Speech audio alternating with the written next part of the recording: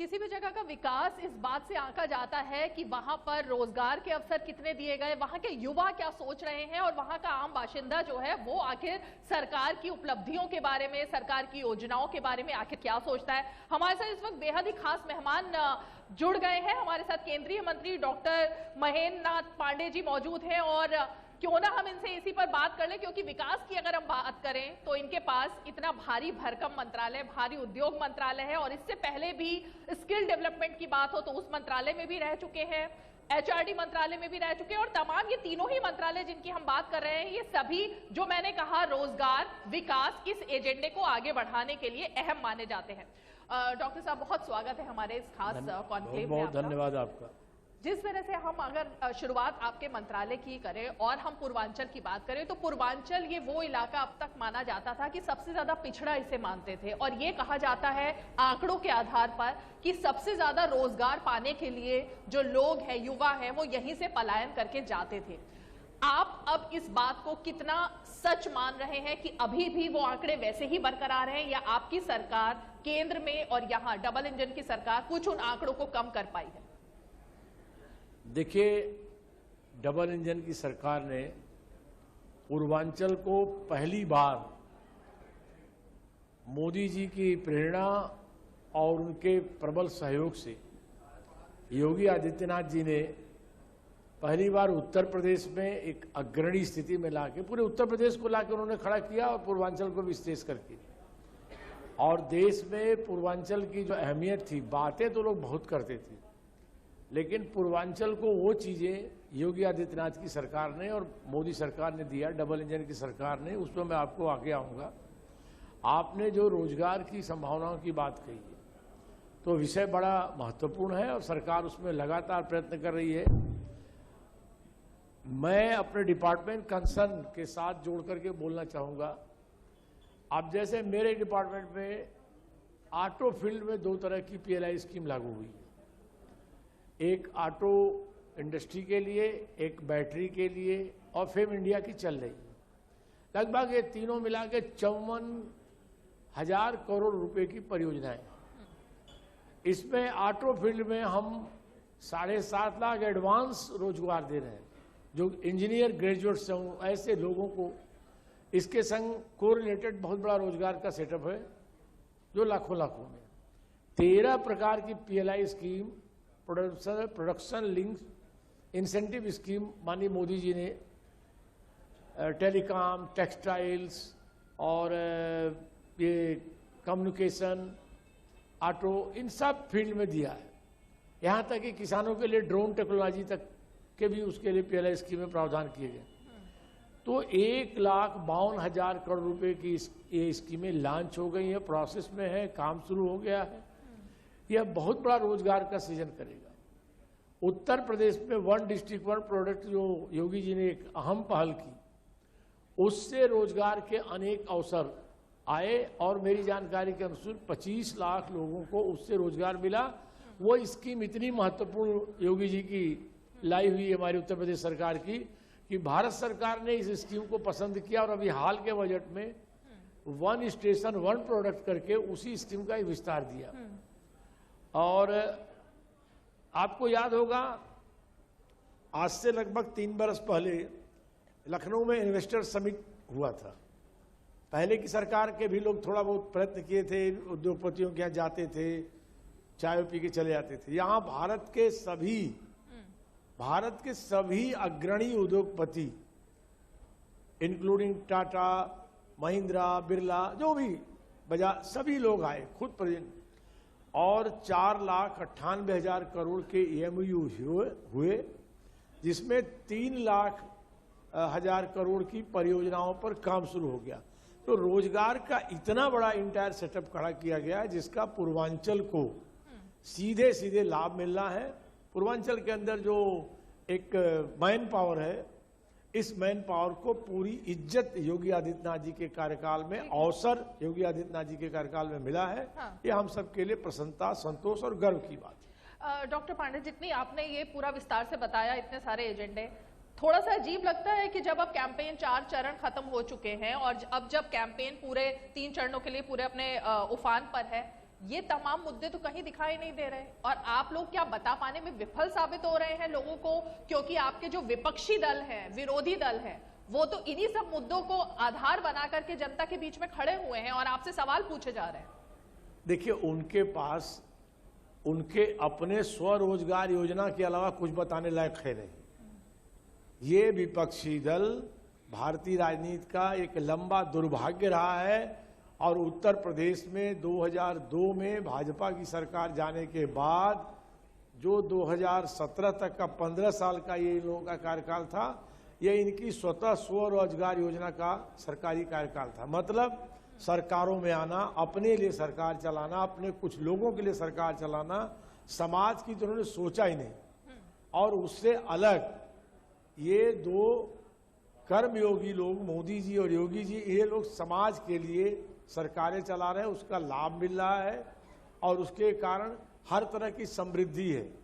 अब इनके पास एक काल्पनिक सवाल उठाना और यहाँ तक कि जो भर्तियां भी योगी आदित्यनाथ के कार्यकाल में हुई, इतनी पारदर्शी ईमानदारी से हुई। हाँ। इन लोगों के कार्यकाल की भर्तियां गवाह है, सपा के दोनों जमानों की भर्तियां गवाह है कि इटावा, मैनपुरी, कन्नौज के आगे उत्तर प्रदेश में नौजवान ही नहीं मिलते थे भर्ती के लिए और रिश्वतखोरी ऊपर से। ये क्या रोजगार की बात करेंगे? रोजगार के मोर्चे पर ये फेल है। इन्होंने सरकारों को लूटा है, सरकार ये अपने लिए चलाते हैं और योगी आदित्यनाथ, नरेंद्र मोदी समाज के लिए सरकार चला रहे हैं। जनता खुली आंखों देख रही है। ये 4 चरण के मतदान के बाद जो आपने आंकलन किया, आप लोग कहां खड़े हुए हैं, अपने आप को कहां पा रहे हैं? 4 चरण में हमारी पार्टी ने जो आह्वान दिया है और जनता का जो आशीर्वाद है पूरे प्रदेश में, मैं तो इतना कैंपेन में जगह जगह गया, मुझे तो विपक्ष का कुछ समझ में नहीं आ रहा। मैं अभी आ रहा था कौड़ीराम में, एक मैंने सभा देखी और उसमें ऐसी उखड़ी हुई सभा, कोई उनके बड़े नेता थे, हेलीकॉप्टर भी उसी बीच में खड़ा था। मैं लंबे अरसे से पार्टी के कामों में, सरकार के दायित्वों में रहा हूं, पार्टी के आयोजनों पर रहा हूं। इस तरह से सभा के उखड़े हुए सभा का रूप मैंने जो देखा अपनी गाड़ी से आते समय, ऐसी तरह से प्रदेश में मैं जहां जहां जाता हूं विपक्ष कहीं नजर नहीं आ रहा। सीधे सीधे जनता पुनः योगी जी को अवसर देने जा रही है और उस अवसर में 4 चरण के मतदान में हम बहुत शानदार स्थिति में खड़े हैं और इसके बाद 300 पार का हमारा टारगेट है, वो टारगेट 100% पूरा होगा। पांडे जी, सीधा सवाल पूछूंगी कि जो आप कह रहे हैं कि बीजेपी सबको धूल चटाने वाली है, किसके दम पर आप ये बात कर रहे हैं? क्योंकि जब आपके कार्यकर्ताओं से बात करें, आपके पार्टी के दूसरे लोग और आपके विरोधी तो कह ही रहे हैं कि ब्राह्मण तो नाराज हैं, अगर ब्राह्मण वोट नहीं मिलेगा तो कहां जाएंगे? जो ब्राह्मण है ना, वो इस बार सबसे अधिक खुश है।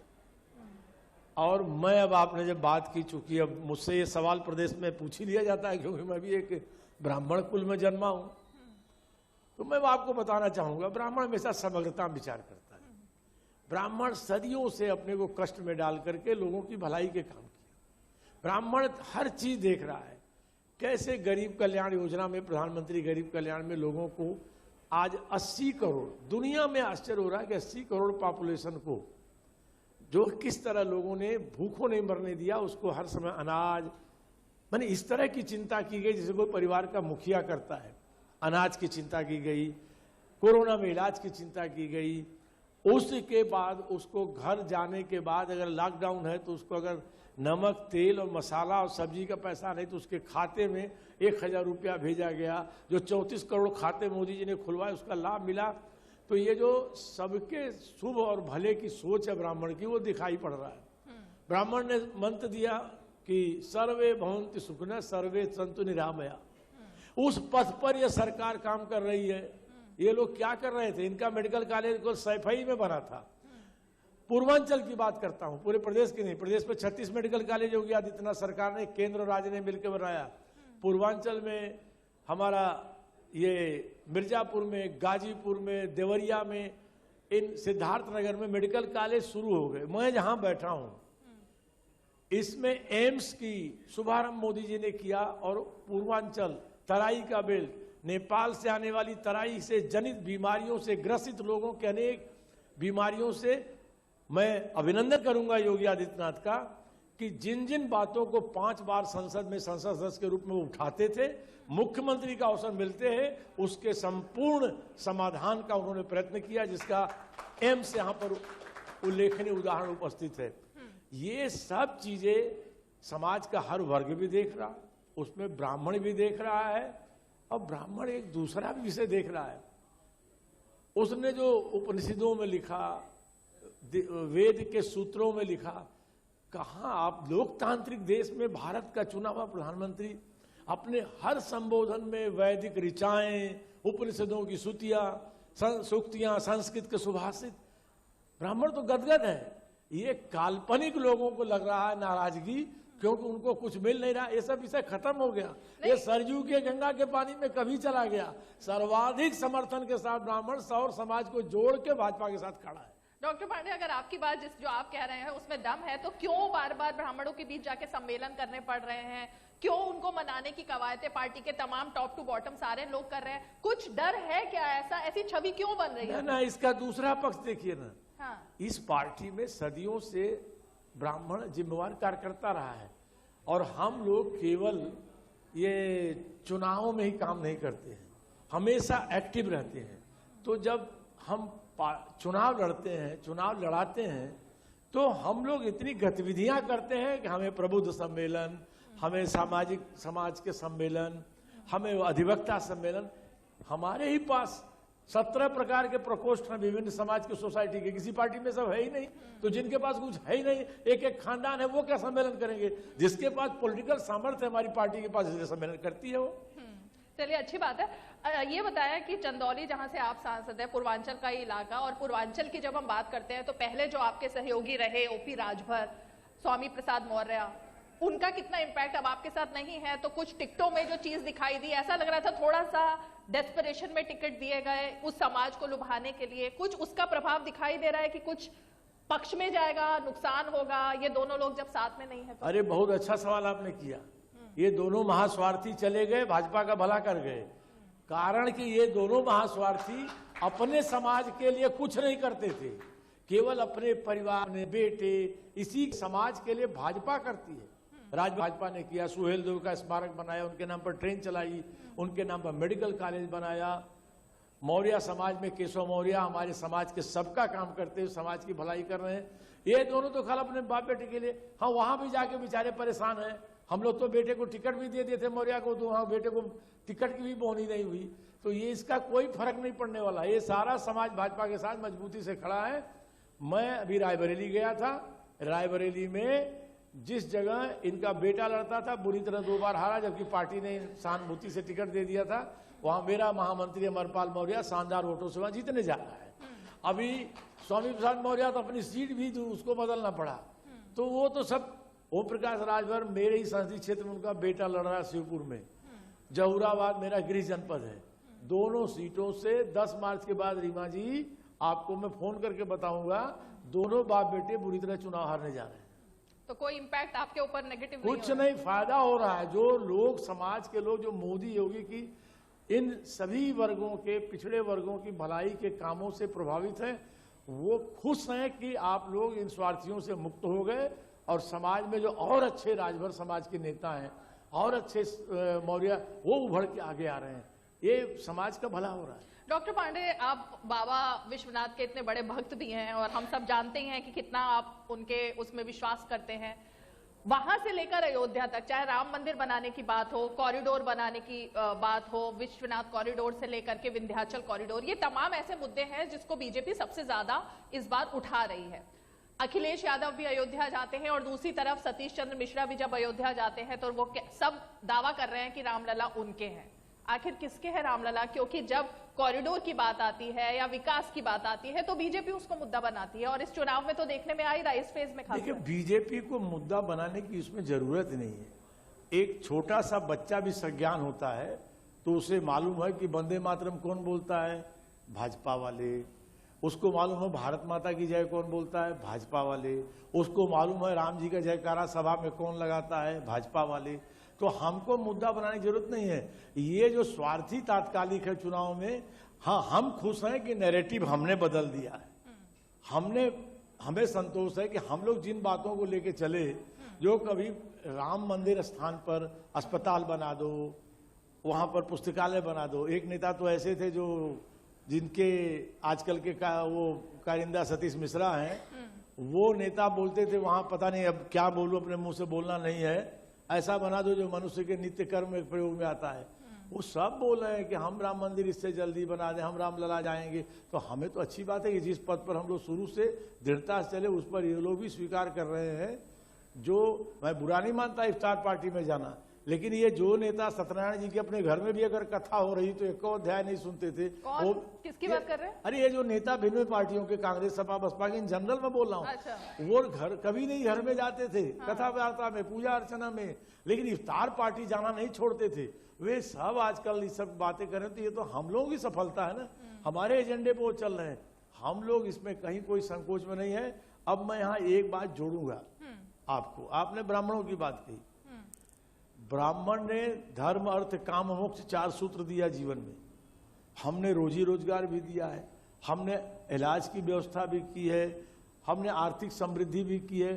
ये सब जिसके पास होता है तो उसके बाद आदमी घर में सोचता है जरा मेरे घर में भागवत हो जाए, मेरे घर में अखंड रामायण हो जाए। आध्यात्मिक रुचि, सांस्कृतिक गौरव की बात, वो हम विश्वनाथ धाम और राम मंदिर निर्माण ये हम कर रहे हैं, तो ये समाज भी खुश है और हम देश का गौरव ही बढ़ा रहे हैं। इसलिए भारतीय जनता पार्टी को कोई संकोच नहीं है। हाँ। और समाज इस राह पर हमको सबसे ज्यादा प्रामाणिक मानता है, इसलिए हमारे साथ खड़ा है। ठीक है डॉक्टर पांडे, समय की कमी है और आपके लिए भी समय की कमी है, लेकिन अंत में चलते चलते एक ही सवाल मैं आपसे पूछूंगी। बसपा को आप इस चुनाव में, इस फेज में खासकर जो बचे हुए हैं, वो कहां पर पाते हैं? क्योंकि सतीश चंद्र मिश्रा कह रहे हैं कि मायावती बहन जी अगली मुख्यमंत्री फिर बनने जा रही हैं। दूसरी तरफ जो टिकटें बांटी हैं बसपा ने इस फेज के लिए, उसका असर लग रहा है कि बीजेपी के साथ क्लैश हो रहा है, तो वो अब फैक्टर कितना देख रहे हैं अंत में? देखिए, हम लोग कोई भी अपने नेता को मुख्यमंत्री बनाने की पहल कहे, वो उसका अपना अधिकार है, उसको हम रोक भी नहीं सकते। वो होना हम लोग में जहां तक सवाल है, हम लोग योगी आदित्यनाथ की अगुवाई में चुनाव लड़ रहे हैं। योगी आदित्यनाथ जी 10 मार्च के बाद प्रबल बहुमत से शपथ लेंगे, ये सुनिश्चित फैक्ट है। हाँ, रह गया बसपा कहां देखते हैं, तो भाजपा 300 पार की लड़ाई रही है। सपा बसपा आपस में 1-2 कौन रहेगा, इसकी लड़ाई रहेगी और इसकी लड़ाई में हो। अब ये अखिलेश जी, सतीश मिश्रा मिलकर देखेंगे, तय कर लें। और हम लोग अपने राह पर, हमारी राह सीधे है, बेहतर कानून व्यवस्था, विकास और पारदर्शी ईमानदार जनसेवी शासन, और उत्तर प्रदेश को $1 ट्रिलियन इकोनॉमी का राज्य बनाना, भारत के समृद्धि संपन्न राष्ट्र बनाने में उत्तर प्रदेश को अग्रणी बनाना, ये मोदी, योगी, भाजपा का एजेंडा है। हम उसमें बहुत हद तक सफल हैं। आगे 2022 से 27 में 100% सफल रह के दिखाएंगे।